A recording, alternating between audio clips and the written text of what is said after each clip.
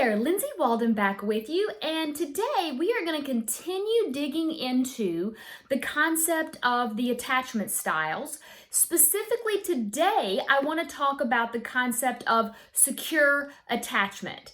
This is going to be what I would call the gold standard, like what we're all shooting for, what we're all trying for, but I do want you to keep in mind that it's a constant process. It's a constant journey of moving forward and attempting to live your best life and also build a relationship that sort of meets everyone's needs involved, right? So from a secure attachment point of view, you are likely to have a really positive view of yourself as well as a positive view of other people.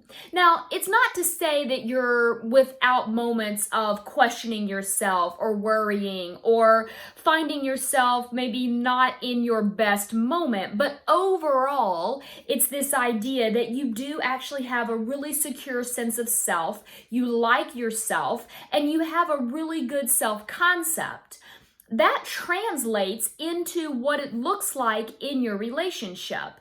So I want you to remember this idea. The relationship you have with yourself is really going to set the tone for all the other relationships in your life, specifically and maybe most importantly, your romantic partner or, someone that you choose to be in a relationship with. And a lot of these things really are set in place from a really, really young age. That's not to say that we can't learn how to manage or even potentially make some behavioral changes that will allow you to feel more secure if you don't already. But it's not something that just is like easy. We don't just snap our fingers and go, okay, I want to be secure now. We have to really be willing to look internally, ask, what is it that I'm not feeling? What am I missing? What am I striving towards and I'm not achieving it? And then are there things I can put into place to really shift that into a different point of view or into a different point of awareness or, life satisfaction is really what we're going for. So if you have not taken the attachment styles quiz yet, I have actually put a link to it in the description of this video as well as in the written portion of this blog, and I really do recommend it.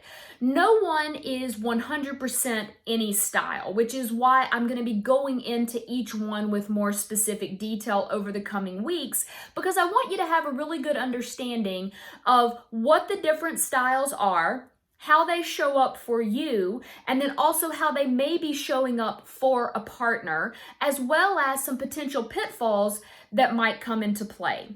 So for example, with the secure attachment, let's say that you do have a primary style of being securely attached.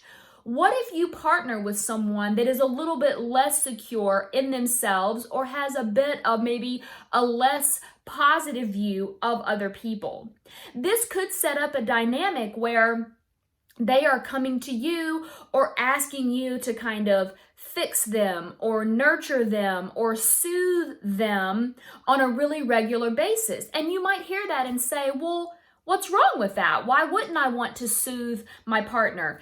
And I will agree with you up to a certain point, but if let's say we have someone that is really securely attached, and next week we're going to talk about anxious attachment, but let's say those two things are connected in a relationship.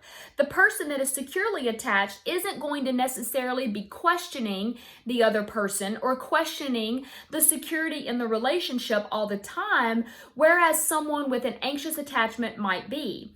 That can create a certain frustration or friction or even an irritation point where the securely attached person gets annoyed or frustrated with the other. So it's not about trying to change anybody or shake someone out of their attachment style, but it does help to bring awareness to it so that you have a really clear understanding of who you are and how you're showing up.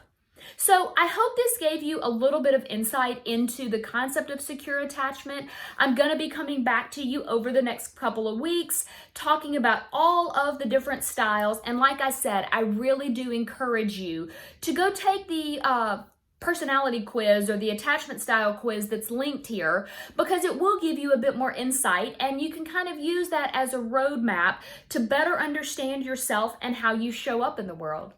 So until next week, I do hope you keep living your best life.